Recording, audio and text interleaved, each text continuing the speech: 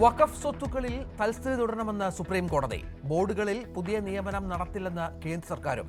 ഇടക്കാല സ്റ്റേ ഇല്ലാതെ കേസ് വാദത്തിനായി മാറ്റി.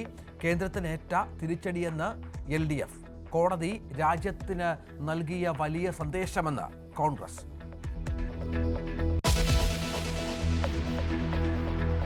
ബില്ലുകളിൽ തീരുമാനമെടുക്കാൻ രാഷ്ട്രപതിക്ക് സമയപരിധി നിശ്ചയിച്ച സുപ്രീം കോടതി. വിധിക്കെതിരെ ഉപരാഷ്ട്രപതി ജഡ്ജിമാർ സൂപ്പർ പാർലമെന്റ് ആകുന്നതായി വിമർശനം.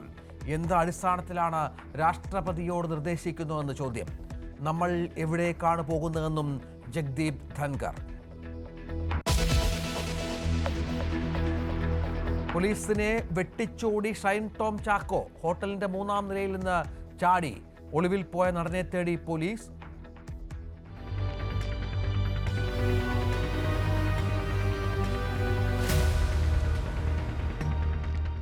എക്സ്ക്ലൂസീവ് ദൃശ്യങ്ങളെന്ന് പരിഹസിച്ച് ഷൈൻ്റെ ഇൻസ്റ്റഗ്രാം സ്റ്റോറി. തന്നോട് മോശമായി പെരുമാറിയ നടൻ ഷൈൻ ടോം ചാക്കോ എന്ന് വെളിപ്പെടുത്തിയത് വിൻസി. സെറ്റിലെ ലഹരി ഉപയോഗം പലരും കണ്ടു. ഹറാസ്മെന്റ് ഉണ്ട്, സെക്ഷലി ഉള്ളൊരു അങ്ങനത്തെ ഒരു പ്രവണത ഉണ്ടായിരുന്നു. Very bad.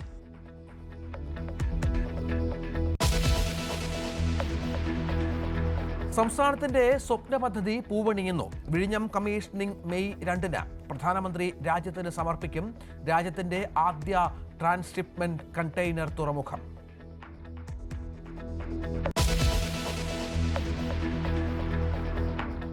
മുനമ്പം വിഷയം പരിഹരിക്കാൻ മുഖ്യമന്ത്രി ഇടപെടുന്നു.